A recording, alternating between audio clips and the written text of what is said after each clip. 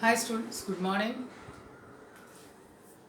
So I think this is the first class in which I am visible. So uh, second unit lo already yesterday protein calorie malnutrition chusam, and this paper is full of disorders. So this is basically clinical biochemistry paper, and full of diseases and disorders, clinical correlations. So there is nothing to understand like concept like things. Just memorize by heart, by heart, by heart, and it may lead to full of confusion also. But you prepare a very good summary points before the exams. That will be better to avoid confusion. Okay, so let's start. Water soluble vitamins. Disorders of water soluble vitamins. Class ఉంటే మన questions అడగడానికి ఉంటుంది. So questions అడగడానికి లేదు, question మేమే, answer మేమే.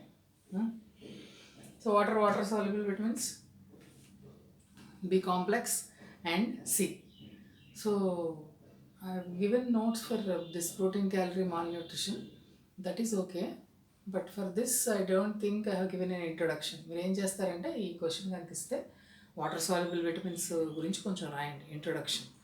What are all the 10 to 12 B complex vitamins names and C అని చెప్పి ఈ పర్టికులర్గా ఈ డిసీజెస్ ఏమేమైతే ఏ విటమిన్ వల్ల అయితే డెఫిషియన్సీ వస్తుందో ఆ విటమిన్ గురించి కొంచెం ఫిజియలాజికల్ ఫంక్షన్ రాయండి. వీలైతే నేనే ఇస్తాను. ఫిజియలాజికల్ ఫంక్షన్ ఆ విటమిన్ గురించి రాసి దెన్ డిసీజ్ గురించి స్టార్ట్ చేయండి. ఓకేనా? So the 4 disorders in this topic are beriberi, scurvy, pellagra, pernicious anemia. Okay? So beriberi is due to vitamin B1 deficiency, thiamine deficiency. Scurvy is due to vitamin C deficiency, ascorbic acid.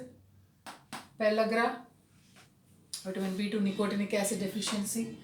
And pernicious anemia due to vitamin B12 deficiency. Okay? So let's start beriberi. So beriberi thiamine deficiency వల్ల వస్తుంది. ఎక్కువగా ఈ polished rice తినే వాళ్ళల్లో ఇది వస్తుంది.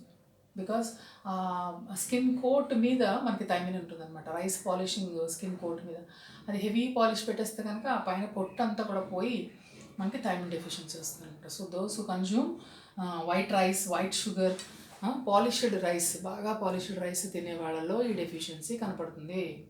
Okay, so this is of 3 types: wet beriberi, dry beriberi and infantile beriberi.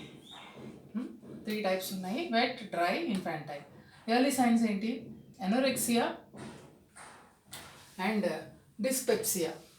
This I will give explanation. Anorexia means loss of appetite. Okay, loss of appetite. Anorexia, loss of appetite, hunger ఉండదు. Okay.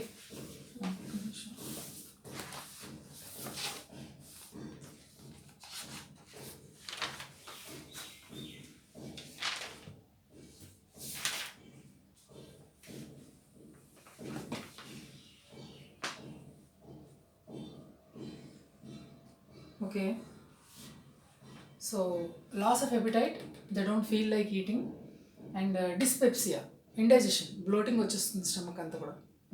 So digestion సరిగా ఉండదు, and loss of appetite, hunger ఉండదు. Early signs. Pain and numbness in legs, కాళ్ళన్నీ కూడా పెయిన్ఫుల్గా ఉంటాయి, తిమ్మిరిగా ఉంటాయి. Next wet beri, dry beri, infantile. వెట్ బెర్రీలో మెయిన్ ఫీచర్ ఇస్ ఎడిమా, నీరు పట్టడం అంటాం కదా, నీరు పట్టేస్తుంది. ఎక్కడ? లెగ్స్, ఫేస్, ట్రంక్ ఎక్కువగా నీరు పట్టినట్టు అయిపోతుంది అనమాట బెర్రీ. పాల్పిటేషన్, బ్రెత్లెస్నెస్, ఆయాసంగా ఉంటుంటుంది, మధ్య మధ్యలో డీప్ బ్రీత్ తీసుకోవాల్సి వస్తూ ఉంటుంది. కాఫ్ మజిల్స్ టెండర్ అంటే కొంచెం నొక్కితే పెయిన్ వచ్చేసేలాగా, దాంట్లో టెండర్నెస్ అంటాం అనమాట. సో కాఫ్ మజిల్స్ అన్నీ కూడా చాలా పెయిన్ఫుల్గా ఉంటాయి. నెక్స్ట్ డయాస్ట్రోలిక్ బ్లడ్ ప్రెషర్ ఏమో తగ్గుతుంది, సిస్టోలిక్ బ్లడ్ ప్రెషర్ పెరుగుతుంది. హార్ట్లో చేంజెస్ వచ్చేస్తాయి. సో మీకు బీపీ వేస్తాం కదా, డయాస్ట్రోల్ బై సిస్టోల్ 120/80 అని. సో డయాస్ట్రోల్ ప్రెషర్ తగ్గుతుంది, సిస్టోలిక్ అంటే కాంట్రాక్షన్ ప్రెషర్ పెరుగుతుంది అనమాట. సో హార్ట్ స్లోగా ఏమవుతుందంటే వీక్ అయిపోయి చనిపోతారు. ఇది is wet beri. Next dry బెర్రీలో మజిల్ వేస్టింగ్ ఉంటుంది. స్టిక్ పట్టుకుని కానీ నడవలేరు వాడు, మజిల్స్లో స్ట్రెంత్ ఉండదు. మజిల్ వేస్టింగ్ అంటే వేస్ట్ అయిపోవడం, అంటే వేస్ట్ అయిపోవడం కాదు. మజిల్ వేస్టింగ్ అంటే మజిల్ అంతా కూడా ష్రింక్ అయిపోతుంది అనమాట. దాన్ని మజిల్ వేస్టింగ్ అంటారు. Muscle they can't walk without the help of a stick. ఇది డ్రై బెర్రీ డ్రై అంటే ఏంటి? ఎడిమా ఉంటుంది కాబట్టి, ఎడిమా అంటే వాటరే కదా. ఎడిమా ఉంటుంది కాబట్టి వెట్ బెర్రీ అంటాం. డ్రైలో ఎడిమా ఉండదు, మజిల్ వేస్టింగ్ ఉంటుంది. ఇన్ఫాంటైల్ బెర్రీ అంటే మదరు ప్రెగ్నెంట్గా ఉన్నప్పుడు ఈ పాలిష్డ్ రైస్ ఎక్కువ తిన్నది అనుకోండి, బేబీకి ఈ ఇన్ఫాంటైల్ స్టేజ్లోనే వెరీ వచ్చే అవకాశం ఉందన్నమాట. అదొక రీజన్. సో ఇన్యాడిక్వేట్ థైమిన్ అంటే consumption of over milled rice, polished rice ఎక్కువ తిన్న వాళ్ళు వచ్చేది. ఇవి 2 types, cardiovascular type and neuritic type. ఈ 2 ప్రాబ్లమ్స్ వస్తాయి బేబీకి. కార్డియోవాస్కులర్ టైప్లో peripheral neuropathy, drowsiness and coma and neurologic deficit. Cardiovascular manifestations అంటాం. న్యూరైటిక్. ఇది కార్డియోవాస్కులర్లో కంజెస్టివ్ కార్డియాక్ ఫెయిల్యూర్, డిస్ప్నియా అంటే షార్ట్నెస్ ఆఫ్ బ్రెత్, బ్రీదింగ్ సరిగా అందకపోవడం, సైనోసిస్, పల్మనరీ ఎడిమా. సైనోసిస్ అంటే ఆక్సిజన్ సరిగ్గా లేకపోవడం వల్ల బ్లడ్లో బ్లూ కలరేషన్ వచ్చేస్తుంది, స్కిన్ అంతా బ్లూ అయిపోతుంది, సైనోసిస్ అంటాం. పల్మనరీ ఎడిమా అంటే లంగ్స్లో నీరు పట్టడం అది చేరుతుంది అనమాట. Dyspnoea, shortness of breath, congestive cardiac fail, ఇదన్నీ కూడా కార్డియోవాస్కులర్ మేనిఫెస్టేషన్స్ అంటాం. ఇన్ఫాంటైల్ బెరీవర్లో ఒక సిమ్టమ్, క్లినికల్ సిమ్టమ్. న్యూరైటిక్ టైప్లో ఈ కార్డియోవాస్కులర్ ప్రాబ్లమ్స్ ఉండవు, వాళ్ళకి పెరిఫరల్ న్యూరోపతి ఉంటుంది, అంటే ఈ న్యూరాన్స్కి సంబంధించి డెఫిషిట్ ఉంటుంది. డ్రౌజినెస్ అండ్ కోమా, బేబీ ఎప్పుడు అలా పడుకుని ఉంటుంది అనమాట, డ్రౌజినెస్ ఉంది. సో న్యూరలాజికల్ ప్రాబ్లమ్స్ కొంతమందిలో ఉంటాయి, కార్డియోవాస్కులర్ ప్రాబ్లమ్స్ కొంతమందిలో ఉంటాయి. Okay, so this is about beri. Scurvy, vitamin C deficiency, ascorbic acid అంటాం. Main symptoms are general weakness, spongy bleeding gums problem ఎక్కువ కనపడుతుంది, first most important one. Loose teeth with resorbed dentine, resorbed అంటే వెనక్కి వెళ్ళిపోవడం, dentine వెనక్కి వెళ్ళిపోతుంది. Swollen tender joints, haemorrhages in tissues, ఇవన్నీ కూడా main symptoms. General weakness, spongy bleeding gums, loose teeth with resorbed dentine, swollen tender joints. Tender అంటే చెప్పాను కదా, టెండర్ అంటే మెత్తగా ఉండడం కాదు, అక్కడ పెయిన్ లోపల ఉంటుంది, కొంచెం ఇలా నొక్కగానే పెయిన్ వస్తుంది అనమాట, హిడెన్ పెయిన్ అనమాట. చాలా డెలికేట్గా ఉండి కొంచెం అలా గట్టిగా నొక్కినా ఒక్కొక్కసారి మనకి పెయిన్ రాదు మామూలుగా, కానీ ఆ టెండర్నెస్ ఇన్ టిష్యూస్లో ఉండడం వల్ల ఏమవుతుందంటే అది జస్ట్ అలా ప్రెస్ చేయగానే మనకి పెయిన్ ఎక్కువ వచ్చేస్తుంది, దట్ టెండర్నెస్ అంటారు. Haemorrhages in tissues. General weakness ఏంటి? ఈజీ ఫెటిగ్, త్వరగా టైర్ అయిపోవడం, restlessness, breath, shortness of breath, dyspnoea అన్నాను ఇందాక. వీటికి క్లినికల్ టర్మ్స్ తెలుసుకోవాలి మీరు. Dyspnoea, shortness of breath. Pain in bones, joints, muscles, body అంతా పెయిన్, అక్కడ నొప్పి ఇక్కడ నొప్పి అంటూ ఉంటుంది కదా, అది స్కర్వీలో కూడా ఒక భాగం. General weakness. Swollen and tender joints అన్నింటిలో కూడా హెమరేజెస్ రావడం వల్ల రకరకాల టిష్యూస్లో స్వెల్లింగ్ వచ్చేసి పెయిన్ వచ్చేస్తుంది. సో జాయింట్స్ అన్నింటిలోనూ హెమరేజ్ జరుగుతుంటుంది బికాజ్ ఆఫ్ వైటమిన్ సి లేకపోవడం వల్ల కొల్లాజన్ ఫార్మేషన్ దెబ్బతింటుంది. అసలు అది problem. Collagen formation vitamin C కావాలి. కొల్లాజన్ అంటే మరి అది సపోర్టింగ్ టిష్యూ, జాయింట్స్లో అవనివ్వండి, ఇంట్రాసెల్యులర్ లెగమెంట్స్ అవనివ్వండి, అన్ని చోట్ల కొల్లాజన్ లేకపోవడం వల్ల హెమరేజెస్ వచ్చేస్తాయి జాయింట్స్లో, swelling, inflammation, pain. Bleeding gums, loose teeth, అదే ప్రాబ్లం అక్కడ కూడా. ఆ పట్టి ఉంచేటట్టు కొలాజన్ లేకపోవడం వల్ల టూత్ అంతా కూడా లూజ్ అయిపోయి గమ్స్ అన్ని బ్లీడింగ్ అయిపోతాయి. Bleeding gums is major complication in vitamin C deficiency, scurvy. Okay, so infantile scurvy మళ్ళీ బేబీస్లో కూడా ఇది వచ్చే అవకాశం ఉంది. వీన్డ్ ఇన్ఫాంట్స్. వీనింగ్ అంటే ఏంటి? వీనింగ్ అంటే మదర్ మిల్క్ ఆఫ్ చేసి సాలిడ్ ఫుడ్కి ఎప్పుడైతే షిఫ్ట్ అయ్యారో వాళ్ళని వీనింగ్ ఇన్ఫాంట్స్ అంటారు. వాళ్ళలో ఎక్కువగా ఈ స్కర్వీ వచ్చే అవకాశం ఉంది.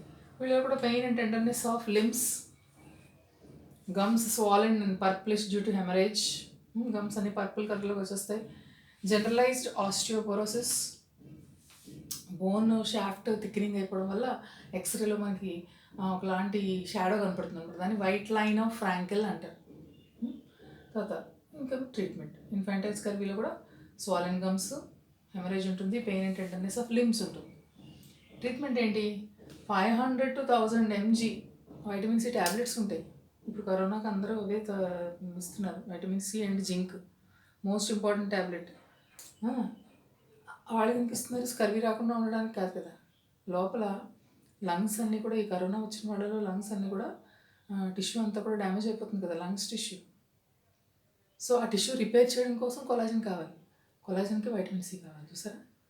సో ఆ వైటమిన్ సి ట్యాబ్లెట్స్ ఇస్తున్నారు యాంటీ కరోనా ట్రీట్మెంట్లో. వై? బికాస్ లోపల డ్యామేజ్ అయిపోయిన టిష్యూ అంతా కూడా, లంగ్స్ టిష్యూ అంతా కూడా బాగవ్వాలంటే కొలాజన్ ఫామ్ అవ్వాలి. కొలాజన్ ఫార్మేషన్కి వైటమిన్ సి కావాలి. సో మీరు కూడా తినండి రోజు వైటమిన్ సి, చ్యూయబుల్, చక్కగా పులుపులుగా ఉంటాయి.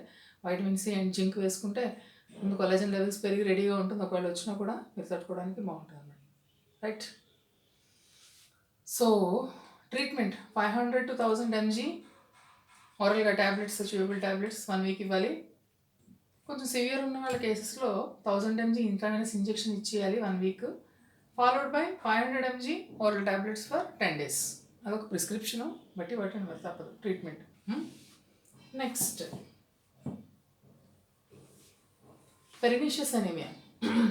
ఇది వైటమిన్ B12 డెఫిషియన్సీ అంటాం, కానీ డైరెక్ట్ వైటమిన్ B12 డెఫిషియన్సీ కాదు.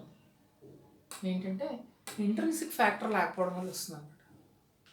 వైటమిన్ B12 అబ్జర్వ్ అవ్వాలంటే ఇంట్రిన్సిక్ ఫ్యాక్టర్ కావాలి. సో ప్రాబ్లం ఎక్కడుంది? ఇంట్రిన్సిక్ ఫ్యాక్టర్ సెక్రెట్ అవ్వదు వీళ్ళలో, జెనెటిక్ కాజ్ కూడా ఉంది. సో ఇంట్రిన్సిక్ ఫ్యాక్టర్ లేకపోవడం వల్ల మనం తీసుకున్న ఫుడ్లో ఉన్న B12 అబ్జార్ప్షన్ జరగదు.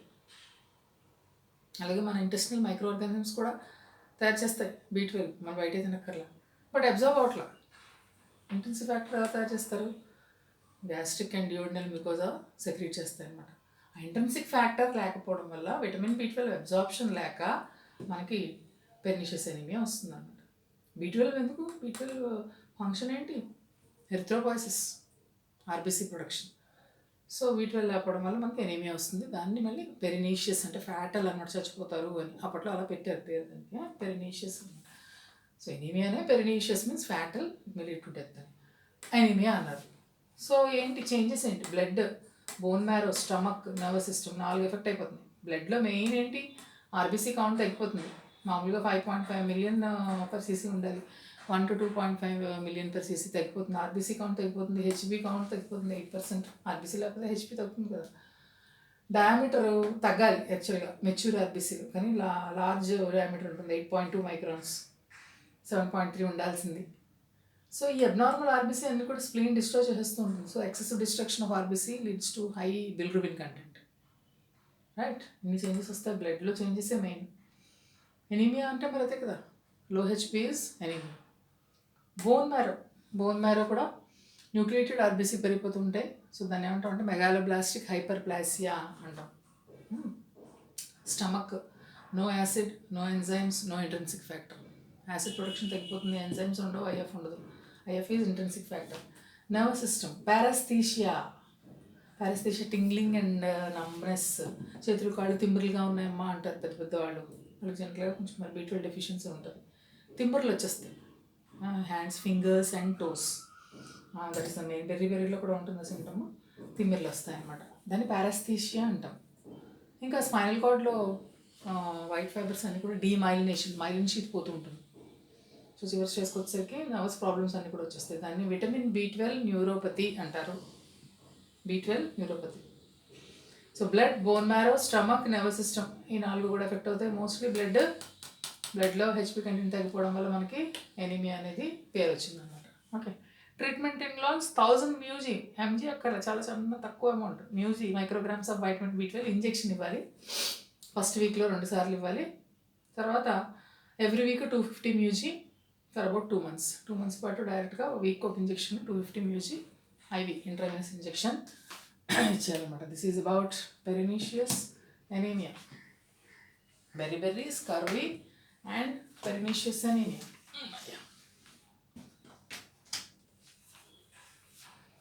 This is the last one, pellagra. Pellagra is due to nicotinic acid deficiency. B2. Nicotinic acid అనేది ట్రిప్టోఫాన్ అనే అమినో యాసిడ్ నుంచి తయారవుతుంది. సో మనం తినే ప్రోటీన్స్లో ట్రిప్టోఫాన్ ఉంటేనే మనకి నికోటినిక్ యాసిడ్ సప్లై అయ్యి పెల్లగ్రా రాకుండా ఉంటుంది. So the clinical manifestations in 3 Ds అంటారు దీన్ని. పెల్లగ్రాలో 3 Ds, that is dermatitis, diarrhoea, dementia. Dermatitis అంటే ఏంటి? స్కిన్కి సంబంధించింది. Diarrhoea, gastrointestinal tract. Dementia, nervous system. Okay, digestive system. Glossitis diarrhoea. Glossitis స్టార్టింగ్లో కొంచెం స్టార్ట్ అవుతుంది, నోట్లో నోరు పూసింది అంటాం కదా. పూసినప్పుడు జస్ట్ కొంచెం చిన్న చిన్న ప్యాచెస్ లాగా తయారయ్యి కొన్నాళ్ళకి ఇంకా ఫియరీ రెడ్ మ్యూకోజా, లోపల బకల్ మ్యూకోజా అంతా, బకల్ క్యావిటీ, టంగ్, మౌత్ అంతా కూడా అల్సర్స్ వచ్చేస్తాయి. సో టంగ్ అల్సరేషన్ అన్నాం, డయేరియా, నాజియా అండ్ వామిటింగ్. డయేరియాలో stools with blood and mucus. Nausea, vomiting, diarrhoea main, stools with blood and mucus. So digestive system. Next skin వచ్చేసరికి dermatitis, bright red erythema. Digestive system చెప్తాను కదా, dermatitis. So bright red erythema కింద start అవుతుంది. Just ఒక excuse మీ.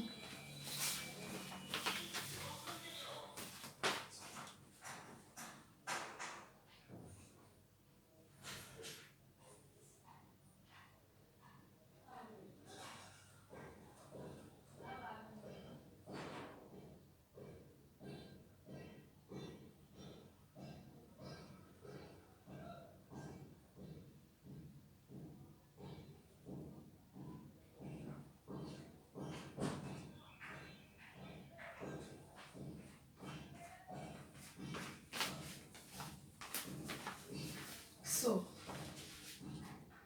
డెర్మటిటిస్ skin problem సన్లోకి వెళ్ళినప్పుడు చిన్న sun burn లాగా start అవుతుంది, దాన్ని ఎరిథ్మా అంటాం. అది నెమ్మదిగా ఏమవుతుందంటే రెడ్నెస్ పెరుగుతుంటుంది. Finger, hands, forearm, feet, ankles, neck అన్ని ప్లేసెస్లో రెడ్ ప్యాచెస్ లాగా స్టార్ట్ అవుతుంది. ఎప్పుడైతే సన్కి ఎక్స్పోజ్ అయ్యామో అప్పుడు బాగా ప్రెసిపిటేట్ అంటాం, అంటే సడన్గా ఎరప్ట్ అవ్వడం అనమాట. ప్రెసిపిటేట్ అంటే కెమిస్ట్రీలో ప్రెసిపిటేషన్ కాదు. ఈ టర్మ్స్ అన్నీ మీకు మెటీరియల్లో అని అర్థం కాకపోతే అడగండి. So precipitates and exposure to sunlight అంటే ఆల్రెడీ లోపల డ్యామేజ్ ఉంటుంది, సన్లైట్కి ఎక్స్పోజ్ అవ్వగానే సడన్గా ర్యాషెస్ వచ్చేస్తాయి. So that is called dermatitis. So చివరి తర్వాత అడ్వాన్స్డ్ సివియర్ కేసెస్లో, సివియర్ B2 డెఫిషియన్సీ కేసెస్లో vesicles, bullae, cracking of skin అంతా కూడా ప్యాచెస్ కింద నుండి క్రాక్ అయిపోవడం, చిన్న చిన్న పొక్కుల్లాగా రావడం, ర్యాషెస్, అవన్నీ వెసికిల్స్, బుల్లే అంటారు అనమాట. క్లినికల్ టర్మ్స్ అవన్నీ మరి మెడికల్ టర్మ్స్ రాయాలి మీరు. So skin problems, dermatitis, second D అనమాట ఇది. Last D dementia, nervous system కూడా ఎఫెక్ట్ అయిపోతుంది ఈ నికోటినిక్ యాసిడ్ లేకపోవడం. ఇలాగా delirium, confusion, dementia, poor memory, మర్చిపోతూ ఉంటాం, depression, irritability, inability to concentrate మీకున్న ప్రాబ్లమే. సో నికోటినిక్ యాసిడ్ డెఫిషియన్సీ ఉందేమో చూసుకోండి. ఎవరు సరిగ్గా కాన్సన్ట్రేషన్ చేయరు ఈ స్టూడెంట్స్. సో అందరికీ నికోటినిక్ యాసిడ్ ట్యాబ్లెట్ ఇచ్చేస్తే సరిపోతుంది. So inability to concentrate is also a problem of vitamin B2 deficiency. Prevention ఏం చేయొచ్చు? నికోటినమైడ్ ట్యాబ్లెట్స్ ఉంటాయి, ఆ ట్యాబ్లెట్స్ పెట్టేస్తే సరిపోతుంది. పీనట్స్, మీట్, లివర్ వీటిలో ఎక్కువగా అవి తినమని సపోర్ట్ చేయాలి. Because they contain this tryptophan నుంచి నికోటినిక్ యాసిడ్ తయారవుతుంది. ఓకేనా? సో ఒక రెండు problem. So 3 Ds, dermatitis, diarrhoea, dementia. So maize, స్వర్గం ఏంటిది? ఈ రెండింటికి ఏదో రిలేషన్ ఉంది నికోటినిక్ యాసిడ్కి. సో చాలామంది లో ఇన్కమ్ గ్రూప్స్ పీపుల్ మెయిజ్, స్వర్గము ఈ రెండు కన్జ్యూమ్ చేసే వాళ్ళల్లో ఎక్కువగా నికోటినిక్ యాసిడ్ డెఫిషియన్సీ చూసారు. ఏమిటిది? మెయిజ్ తిన వాళ్ళకి, స్వర్గం తిన వాళ్ళకి వస్తుంది ఇది అని చూసినప్పుడు తర్వాత some relation between nicotinic acid deficiency and maize and స్వర్గం కన్జ్యూమ్ చేసే వాళ్ళలో. ఏంటంటే మెయిజ్లో లో ట్రిప్టోఫాన్ కంటెంట్ ఉండడం ఒకటి. యాక్చువల్గా 60 mg ట్రిప్టోఫాన్ నుంచి 1 mg నియాసిన్ తయారవుతుందంట. 60 mg tryptophan gives rise to can synthesise 1 mg niacin. బాగా లోగా ఉండడం వల్ల ఈ మెయిజ్ కన్జ్యూమ్ చేసే వాళ్ళలో ఈ థైమిన్ డెఫిషియన్సీ రావడం చూశారు. సో మెయిజ్ ఫుడ్ ముందు ఆపేసేయండి, మంచి హై క్వాలిటీ ప్రోటీన్ డైట్ తీసుకుంటే which can supply tryptophan and niacin can be synthesised అని చెప్పి ఒక స్టడీలో కన్క్లూడ్ చేశారు. అండ్ ఇంకొక గ్రూప్ వాళ్ళు ఎక్కువగా ఆ ప్లేస్లో స్వర్గం స్వర్గం వల్గార్ అంటాం కదా, ఆ స్వర్గం తినేవాళ్ళలో కూడా ఈ థైమిన్ డెఫిషియన్సీ చూశారు. Why again this is happening అని చూస్తే ఆ స్వర్గంలో హై ల్యూసిన్ కంటెంట్ ఉంటుందంట. ఈ ల్యూసిన్ ఏం చేస్తుంది, ట్రిప్టోఫాన్ టు నియాసిన్ కన్వర్షన్ని బ్లాక్ చేసేస్తుంది, ఇనిబిటింగ్. సో ల్యూసిన్ ఎక్కువ ఉండడం వల్ల కూడా వీళ్ళకి మళ్ళీ నియాసిన్ కంటెంట్ తగ్గిపోతుంది. So this two are just studies are findings. Different ప్లేసెస్లో ఎందుకు వస్తుంది ఈ థైమిన్ డెఫిషియన్సీని చూసినప్పుడు, ఈ మెయిజ్ స్వర్గం తినేవాళ్ళలో మెయిజ్ తినడం వల్ల ఏమో లో ట్రిప్టోఫాన్ కంటెంట్ వల్ల, అండ్ స్వర్గం తినేవాళ్ళలో high leucine which is inhibiting the conversion of tryptophan to niacin అని చెప్పి కనుక్కున్నారు అనమాట. జస్ట్ రిలేషన్ బిట్వీన్ మెయిజ్ స్వర్గం అండ్ నియాసిన్ డెఫిషియన్సీ, ఒక చిన్న స్టడీ అంతే అది. So 3 days dermatitis, diarrhoea, dementia గుర్తుపెట్టుకోండి. ఈ సిమ్టమ్స్ అన్నీ కూడా బై హార్ట్ చేయాల్సి ఉంటుంది. So all the disorders. This completes the second topic in Unit 2. Thank you.